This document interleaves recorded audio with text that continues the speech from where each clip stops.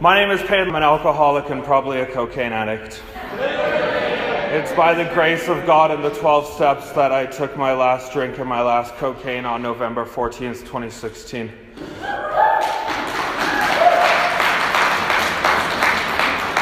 That's the day my sister said it was. She was sober for it, so I just got to take her word for it. I told Rob when he became my sponsor that I was going to be the best sponsee he ever had. But he said this other guy was already the best sponsee he ever had. So I killed him. Robbo is my sponsor. Michelle M is my other sponsor. My home group is Grow or Die. We meet here in this church on Thursdays and Fridays at 8 o'clock. We're a small meeting and we like to keep it that way. Now, come on out, man. We'd love to have you guys. And my home group is my fucking favorite place to be. I love my home group. And I love the people in my home group. A lot of you know my mom, Jody Q. And there's some characters in my home group. My mom, she used to take a bunch of Percocet, throw them up, and then eat them. That's not as bad as Ben, though. Ben ate the Dilaudid out of someone else's puke once. I know, right? Sick people. And then there's Shona. Shona got arrested for beating up her husband. Yeah, when she was 2.5 years sober. Yeah, you know that? And then there's Lucas, about who a whole chapter could be written.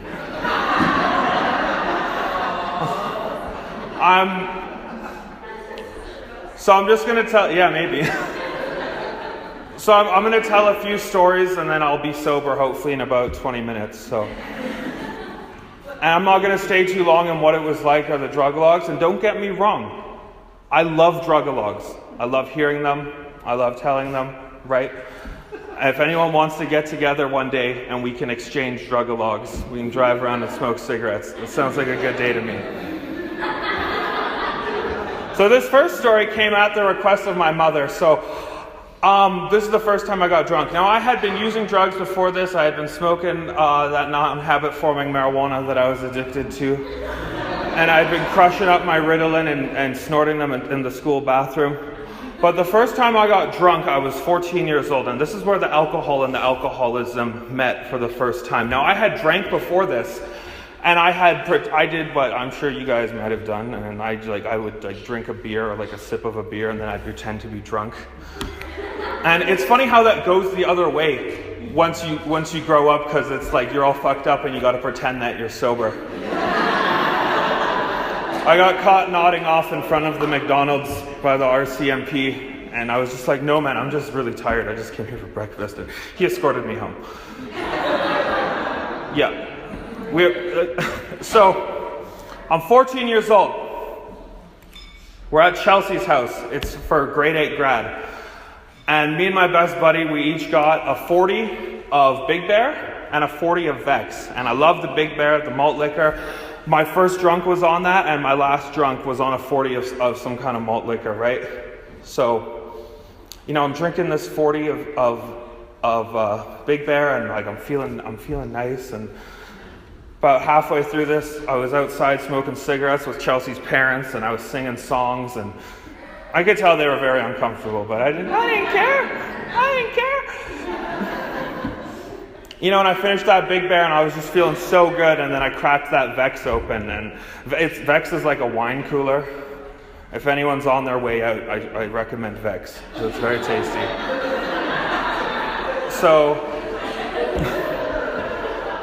this is where it all went wrong, okay? If I didn't have that Vex, there might be a different speaker up here tonight, or today. So, I get that. I start drinking that Vex, and like it's the typical story that you hear. It's like, oh God, before alcohol, that was so awkward, and I just felt so out of place. And then I drank alcohol, and it made me forget my differences. And like a boomerang, it turned around and cut my ass to ribbons, and now I'm in CA. So I'm sitting on the couch, and I was talking to this girl named Laura. Oh yeah. Laura was the finest girl I ever seen. She's still fine. I creep her Facebook every now and then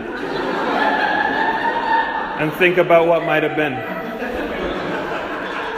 So I'm talking to Laura on the couch, there's dialogue going back and forth. I'm like, man, this shit is cool. And then I threw up on the ground right in front of her. And I started crying, and I was crying about everything, man. My dad died when I was 12, so I was crying about that. And I swear to God, I was like, who the fuck killed Biggie and Tupac? Like, I was crying about Biggie and Pac. I was crying about the Beatles breaking up in 1970, 34 years before I was born. It was just a nightmare.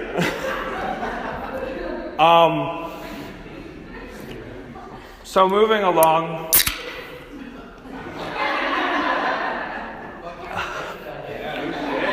These Rockstar vodkas are delicious. So I was living with this guy and just down the street there, and him and his family, and we sold drugs and we did drugs, and I was using cocaine and lots of it, and I went to detox, did my little stint in there, went to treatment. I was having a little trouble with the staying sober while I was in there, and a couple other things, so they kicked me out. And so I didn't use cocaine for 2 months, and I thought as long as I'm not using cocaine, I am good to go. So I'm not using cocaine. I was using MDMA and drinking and eating mushrooms, but that's just what you do in between using drugs. That's not really using drugs, or so I thought. So we're up at our little motel that we have here, and me and my buddy, like, he was giving me money to do all his runs for him that night, and at the end of the night I had $700. I owed him a whole bunch of money, so I gave him $200. I had this $500 left, and I had big plans for this $500, because I'm OG. All I need is to get another sack and I can come up again, right? So I had this $500, and he was like, "Well, Payden, I've been thinking. You're just a cokehead, right?" It's like, "Yeah." He's like, "Well, fuck, man, you could smoke some crack. You never had any problem smoking crack before. Nothing bad's ever happened when you smoked crack." And I thought about it for a second, and yeah. So I was like, "Give me one, man." And so he put one on that can, and he passed it to me, and I melted it in the ashes. And so at this point, I vaguely sensed I wasn't being any too smart. But I felt reassured, as nothing bad had ever happened when I smoked crack before. And you know what happened, man? I spent all that $500 that night on 20 pieces and 10 pieces. And at one point I said, fuck it, and bought a 50 piece. Yeah, big spender. Fast forward a little bit. So in CA, we do this reading called Who is a Cocaine Addict? Yeah, me too, sometimes. And we do chants in it. And so there's one part where they say we found ourselves scraping envelopes and baggies with razor blades. And my friend V, he moved, but him and I would always yell out, "And baking soda boxes." I'm going to tell that story. So, it's a couple years after my crack smoking incident. And from that day, man, ever since that day, I've been trying not to smoke crack. So I was selling drugs, and I was back up at the place. And I got there, and I had just picked up my drugs. I had a couple ounces of blow, and every time I picked up, I'd go up there and get really high and bag everything up. So I get to the, I had a duffel bag that I kept all my shit, and I called it the trap sack. So I got my trap sack. I'm unloading it. I got the scale and the cards and my little spoons and my baggies and my little snippies and all that. And I had a Lazy Susan. It was a glass Lazy Susan, and I used to bust lines on it. It was lots of fun. So I was watching Netflix on my phone, and I'm just kind of unloading everything, and I go over to the fridge, and I'm putting my beer in the fridge, and I'm not really paying attention, and I look in the back of the fridge, and there's a box of baking soda. And before this, I had accidentally cooked up all my Coke and smoked it multiple times before this and after this. So I'm looking at this box of baking soda, I'm looking at this 2 ounces of Coke, and I'm like, I have to act fast or I'm going to lose everything. So I grab this box of baking soda, I run into the bathroom, I rip the top off, I dump all the baking soda down the toilet. This is a motel, so there's 2 floors. I'm on the top floor. I open up the window, chuck the box out the window, and I was like, crisis averted. That could have been bad. So I'm just doing my thing, and I was doing lines and drinking beer and smoking cigarettes and watching Netflix on my phone, and I went into the bathroom. And I used the bathroom and I went to flush the toilet, and I noticed on the ground there was this tiny little speck of baking soda on the ground. And anyone that's ever cooked up knows you don't need very much. And I'm looking at this little dot and I'm like, I can cook up 1.5 grams with that. So I scoop it up and I make a little cooker and I cook it up and I smoke this 1.5 grams-ish of blow. And it's about 2 hours later, middle of the night, like 3, 4 o'clock in the morning, and I'm peeking out the windows and shit. Like we do. And I noticed on the ground there was that box of baking soda, and I was like, I know I can get something out of that because I'm a fucking scraper. I'll scrape anything. So I run out the back door of this hotel, I pick up this box of baking soda, I bring it up to my room, and I'm scraping it and tapping on it, and like there was little pieces of cardboard in it, but like I couldn't try to get it out because I'm sweaty. I don't have a shirt on. It's like November. I got the AC going, right? And so I scraped this box of baking soda. How are we doing for time here? So I'm going to tell one more baking soda story, then I'm going to get sober. It's a couple months later. I'm living in another house just down the street there, right next to the Shoppers. And my roommates were going out for breakfast with their parents. It's like 8 o'clock in the morning, and I'm like, I just had this urge, and I was like, I have to smoke up, like right fucking now. So I just drive over to the Shoppers, even though it would have been quicker just to walk there. So I drive over to the Shoppers, and I go in, and I'm going to buy this box of baking soda. I was like, well, I can't buy it because they'll know, so I have to steal it. But I was like, well, I can't leave with a whole box because then I'll smoke everything up again. So my idea was that, so what I ended up doing was I just opened up the box of baking soda and I poured a whole bunch into my hand, and I just started filling my pockets up with baking soda. Now you got to realize, okay, it's like 8 o'clock in the morning. I've been up for several days, and I am like sweating. I got so much sweat, and I had black clothes on, and I left, and I was just covered in this baking soda. So fast forward right to the end of my using, man. Okay, I'm living up in Crossfield with my buddy, and we were selling drugs and doing just a fucking terrible job. Terrible job. When you're trying to sell drugs and you're too scared to come out of the bathroom, it's bad for business. So, I was living up there in Crossfield with my buddy, and I was getting,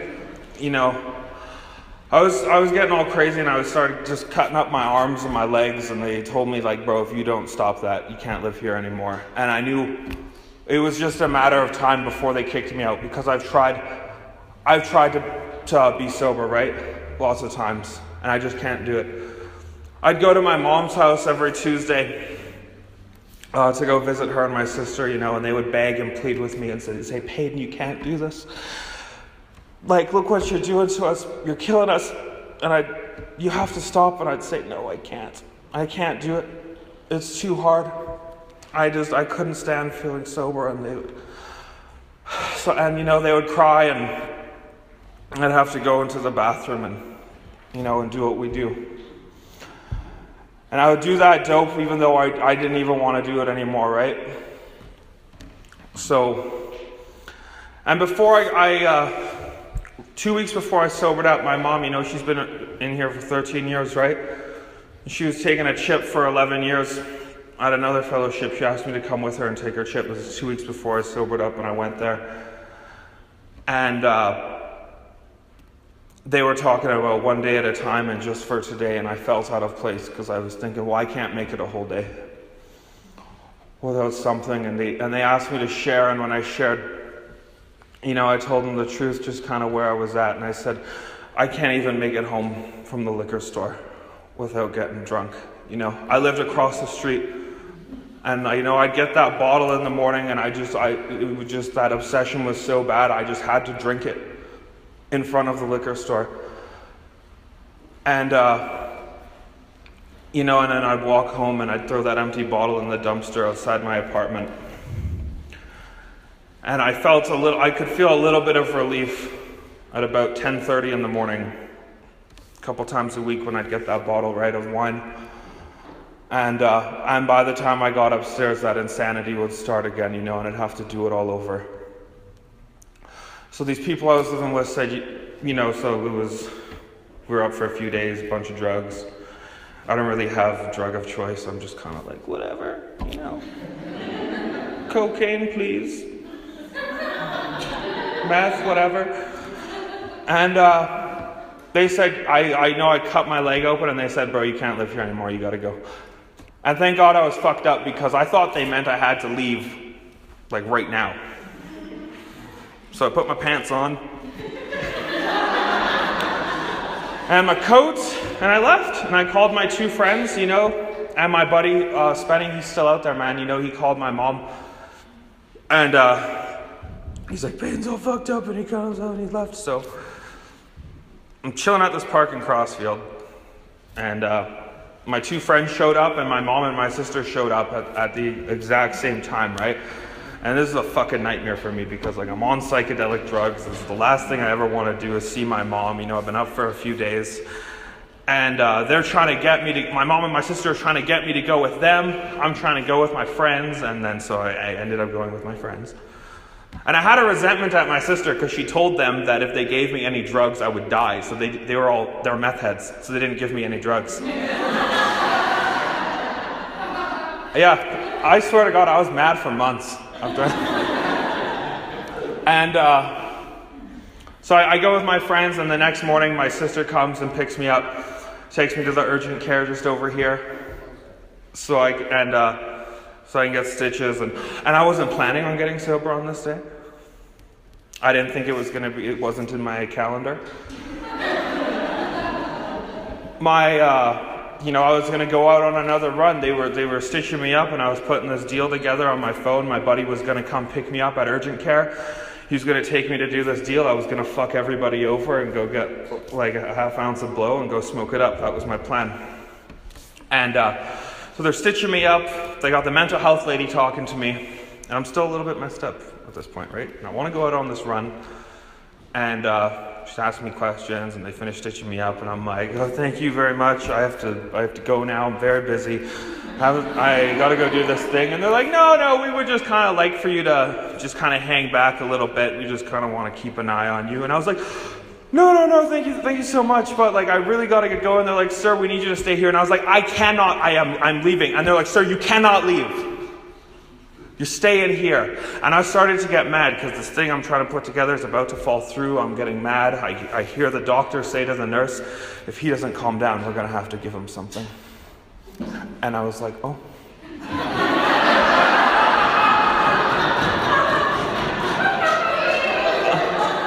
I wonder what they'll give me. So I did what any of you would have done, and I made a scene. I'm throwing blankets around. Let me out of this, motherfucker! And they gave me something. And it calmed me down, and it did the trick, man. And suddenly I didn't even need to go on this run. Because whatever they gave me, it did what I was going to go do anyways, right? And I end up back at Mom's house. Shona and some other ladies, they picked me up. They started taking me to meetings at the mothership. And I remember these four ladies came and picked me up in Shona's Jeep one night, and I was like, no, these aren't drug addicts. So they all had nice hair and nice clothes, and they smelled good, and are all happy and shit. I have none of these things. All my clothes got cigarette burns in them, and they're all ripped up. All my pants are covered in blood, my blood. And so, but then they started to tell me their stories, and I was like, oh my God, what the fuck? Like, you guys are fucked. And hated meetings. Hated everybody at the meeting. I was so scared. I had so much fear. Right? I couldn't get up to go to the bathroom. I couldn't get up to get more coffee. And I started going to meetings by myself, and I'd get there at 8 o'clock.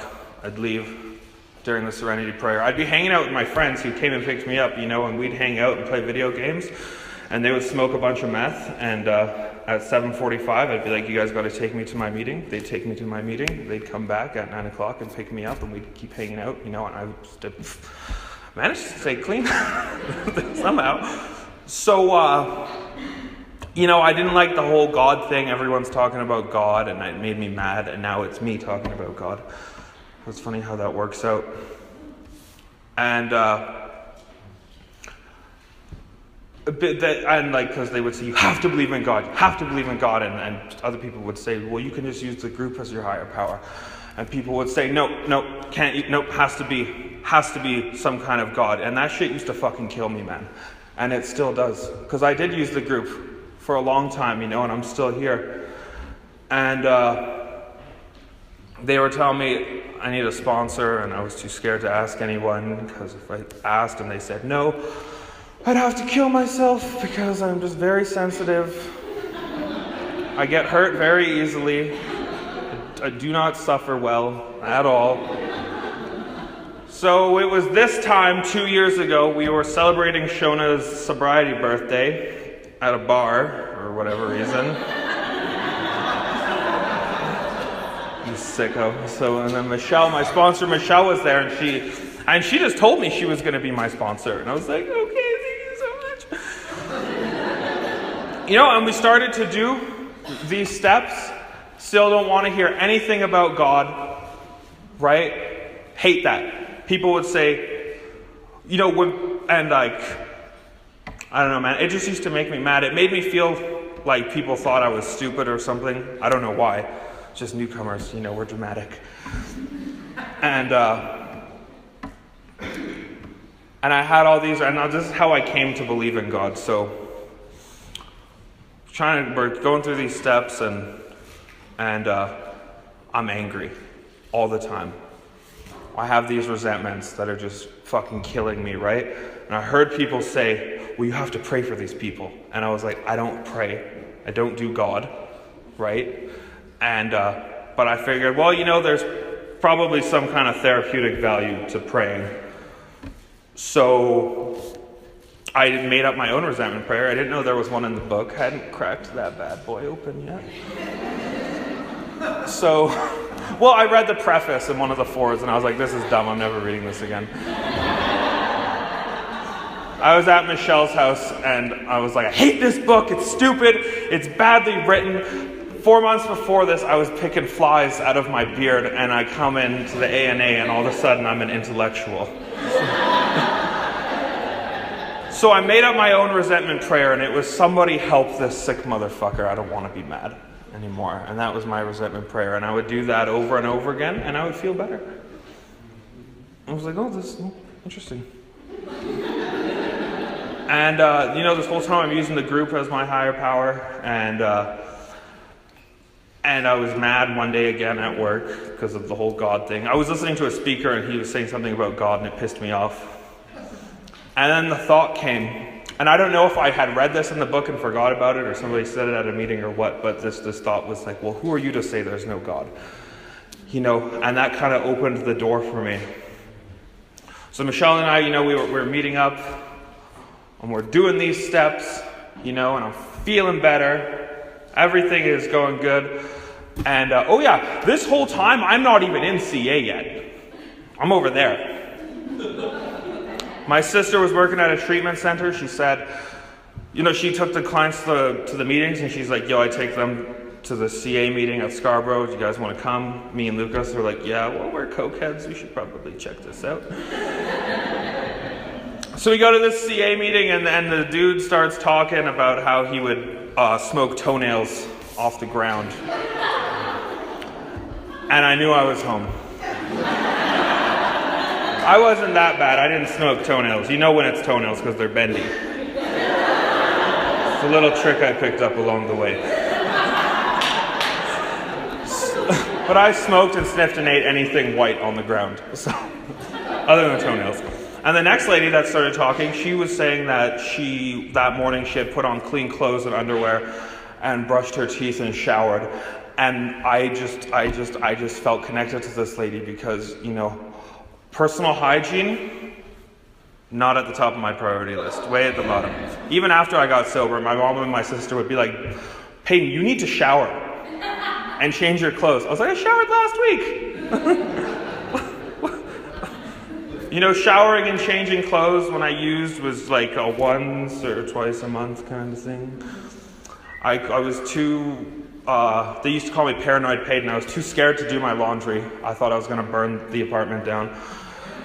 And I couldn't, I was scared to shower just because I was scared they were going to come in and get my dope. You know what I'm talking about.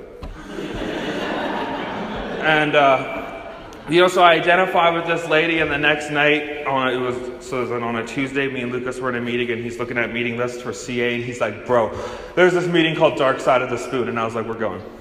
Just because of the name. So we go to this meeting, and we were sitting out front, and like Devin was there, he was sitting outside smoking cigarettes. I thought he was a newcomer.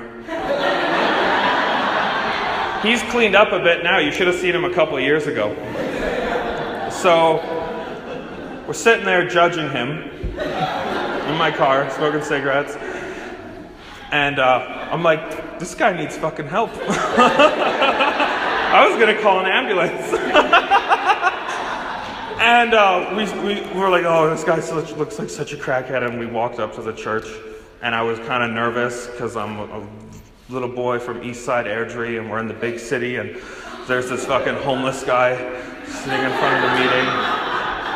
And he's like, are you guys here for CA? And we're like, yeah. And he's like, yeah, you look like crackheads. Get in. And he's like, coffee's over here, take a seat, man. And we just we've been coming back ever since, right? When I was about 18 months sober, so I had worked all these 12 steps. I was doing service. I was working with others. And everything was just going so good. I wasn't having any resentments, I was just loving life, and I had this spiritual awakening. And then I fell asleep again.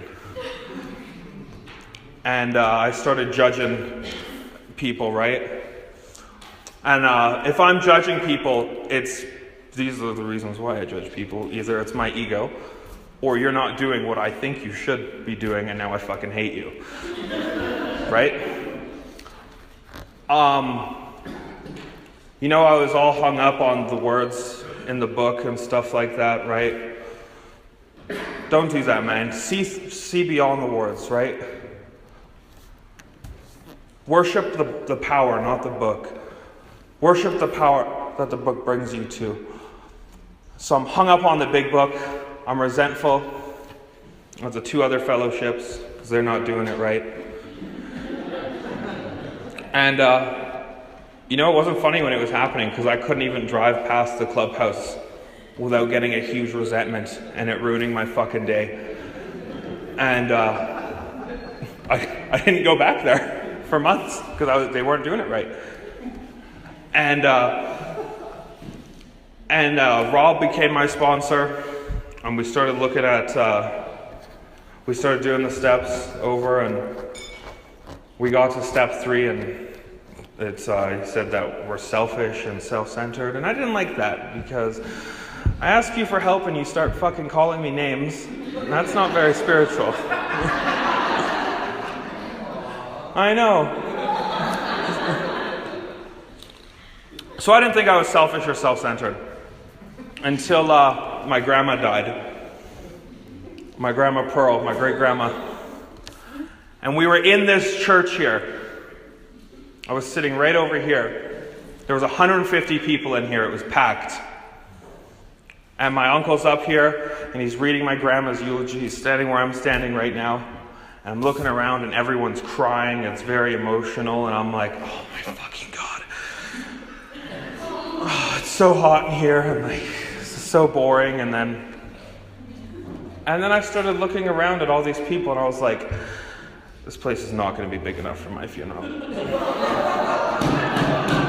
We're going to need the town and country center. Right? And I started thinking about what they were going to say at my funeral, and I'm sitting there, I got tears rolling down my cheek.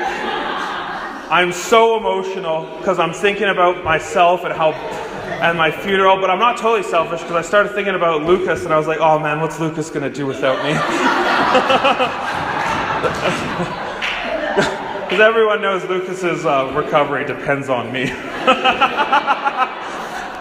And then it occurred to me, I was like, oh my God, this is what Rob was talking about. And that's how I came to terms with being selfish and self-centered, right? And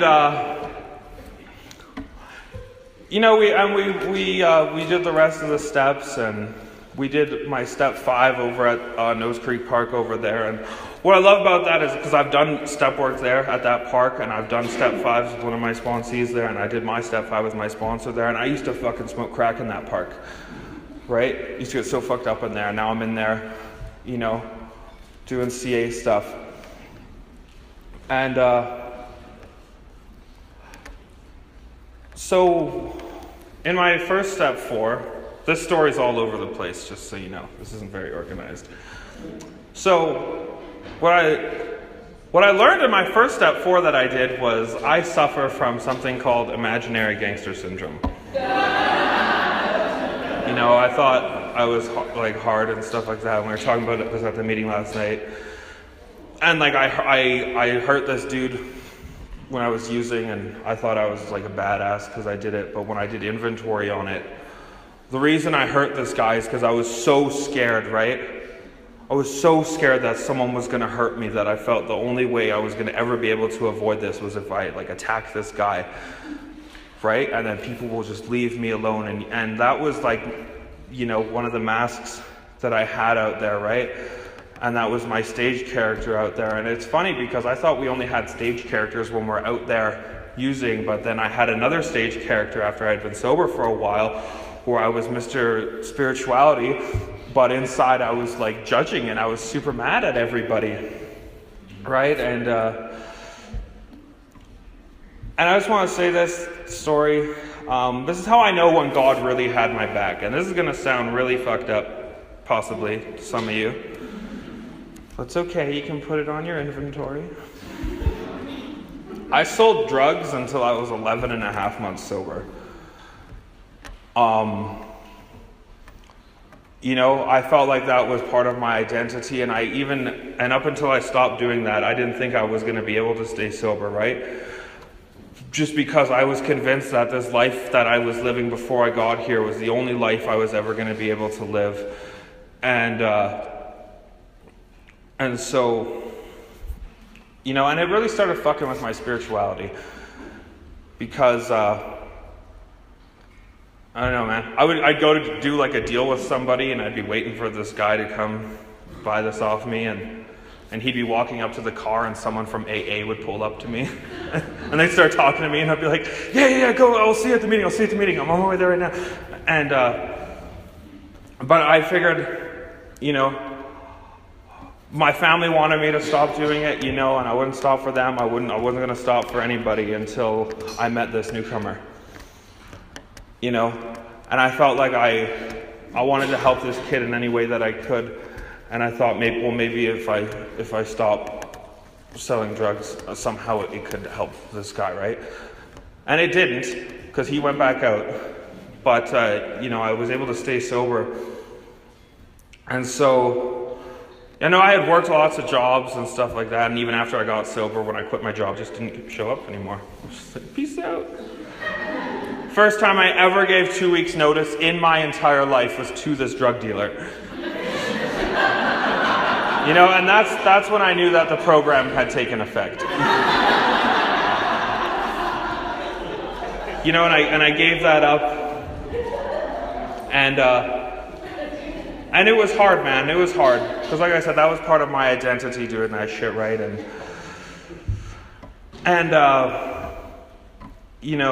step 11, really doing step 11. And I didn't think step 11 was very important, to be honest with you guys. My mom asked me why I didn't do step 11 one time. And I was like, well, I don't have to do step 11 because my step 10 is fucking rock solid. And then we were at this CA meeting and this lady said that she went back out because she didn't do step 11. And I was like, oh my God, I need to. But I didn't really know what I was doing. And then when Rob became my sponsor, he showed me how to do it. And actually writing out step 11 every night, that review, it helped me get over all these resentments that I had. Oh, and I forgot to mention, when I got over my resentments at the other fellowship, and you guys are going to love this, I caught another resentment at CA. Because I felt like they implanted it in my head. Anyways, we're not even going to go there. It was all me. It was my ego and stuff, right? Is what gave me that resentment. Working with others, I try my best to do it. You know how it is. People ask you to sponsor them and you never see them again. Were they abducted by aliens? What the fuck happened to this guy? And I thought about using drugs every single day until I started working with that newcomer guy that I quit selling drugs for, right? And after a couple weeks of doing that with him, it just went away, right? And I was kind of nervous because I didn't really know what I was going to do because like Michelle and I, we just did, we would listen to Joe and Charlie and paint birdhouses and stuff like that. And I fucking loved that shit. We got to start doing that again. Where's Michelle?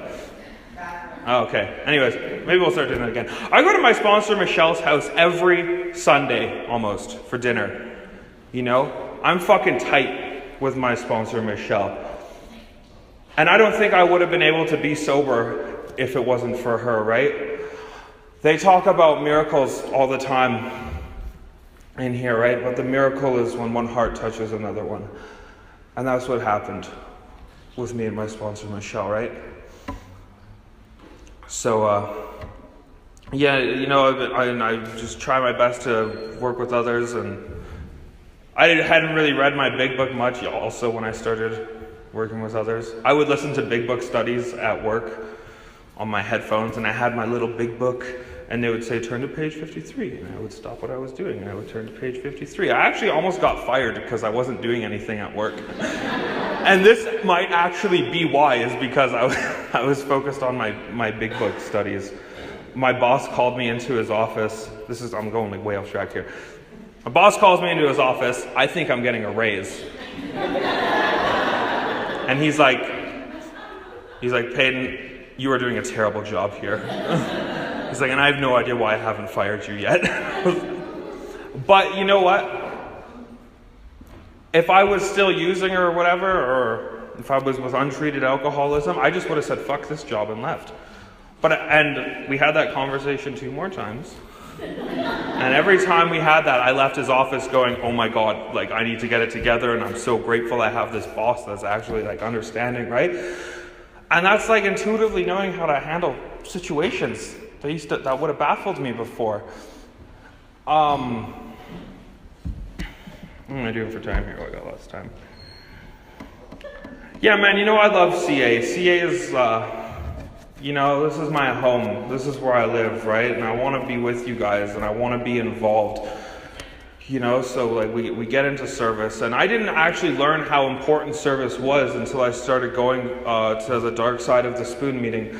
I started doing some service work when I was about 30 days sober at another fellowship. On Tuesday nights, I'd make coffee, and sometimes I would chair meetings. And on Tuesday nights, from about 6:30 to 8:30, were the only times I wasn't thinking about using drugs, right? Just because I was thinking about the people at the meeting, and I was thinking about you guys, and I was thinking about the coffee and stuff like that, right?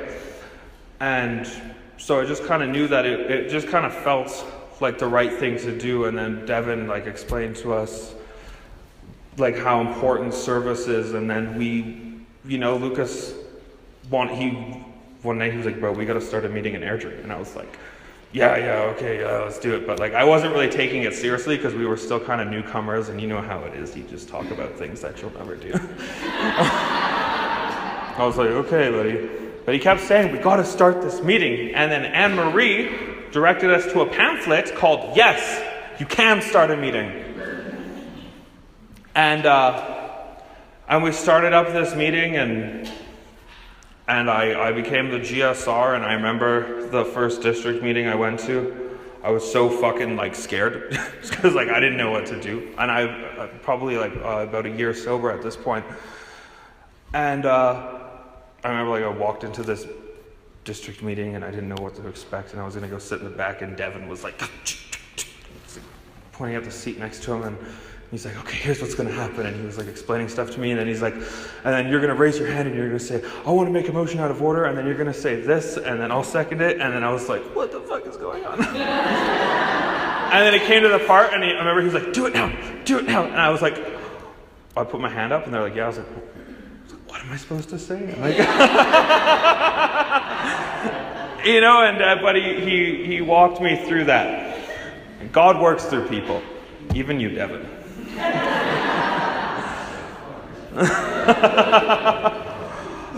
And like I said, man, my home group, I fucking love coming to the meeting. I love making the coffee. Some people say it's not the best coffee in the world. I say fuck them.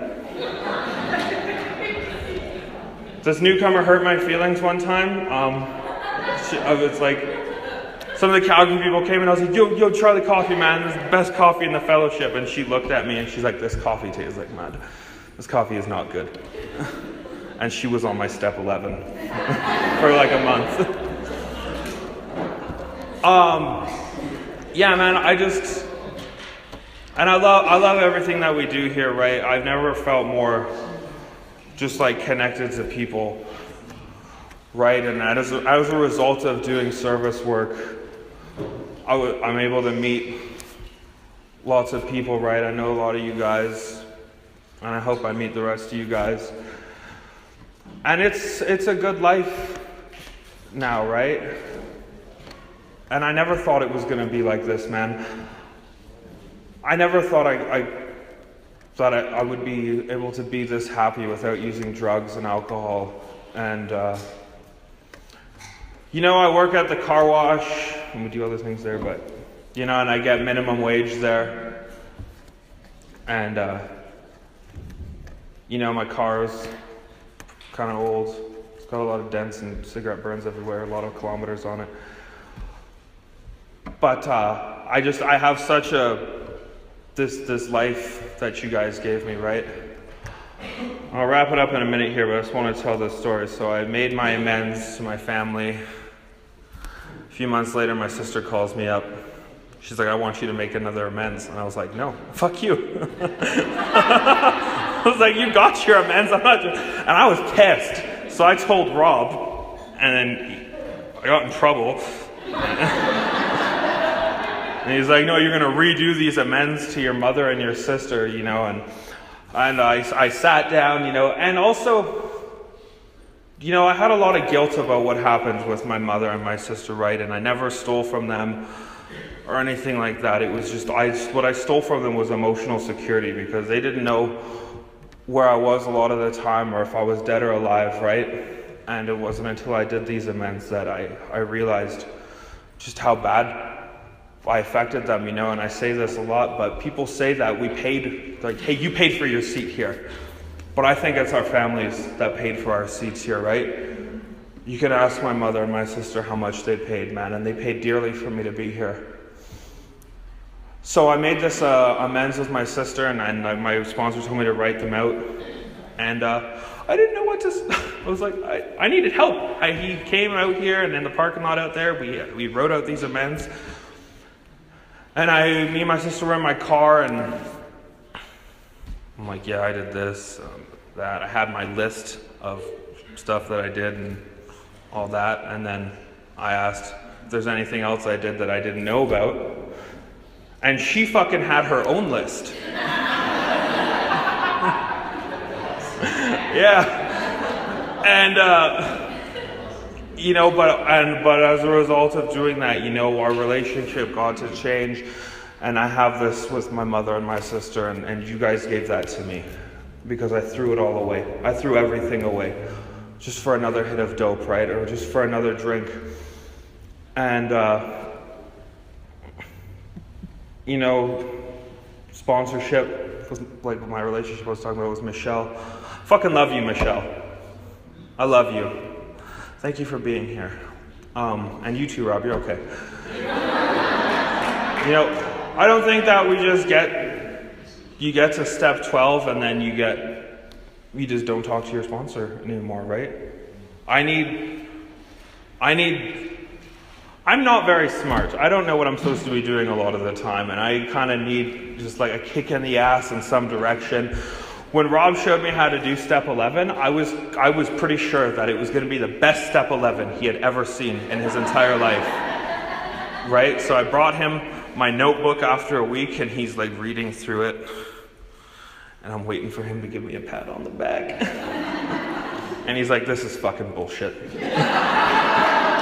This is the work." He's like, you need to do better. And I was like, what the fuck?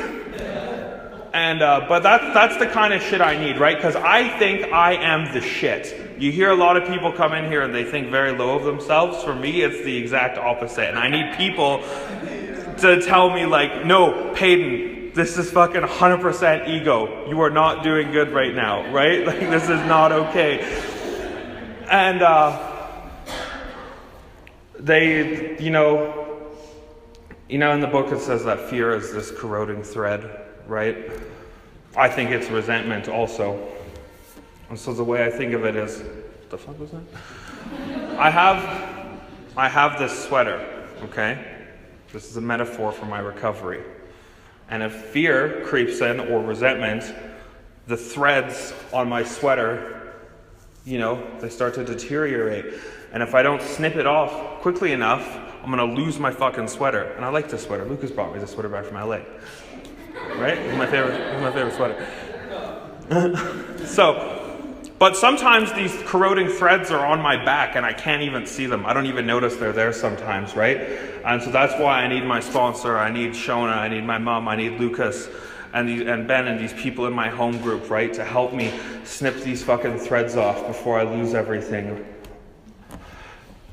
So, we got a couple minutes left, I guess. I don't know, man. I'm really happy that you guys let me come up here and do this, and there's a lot more I wish that I would have had time to say, and yeah, thank you. Love you all.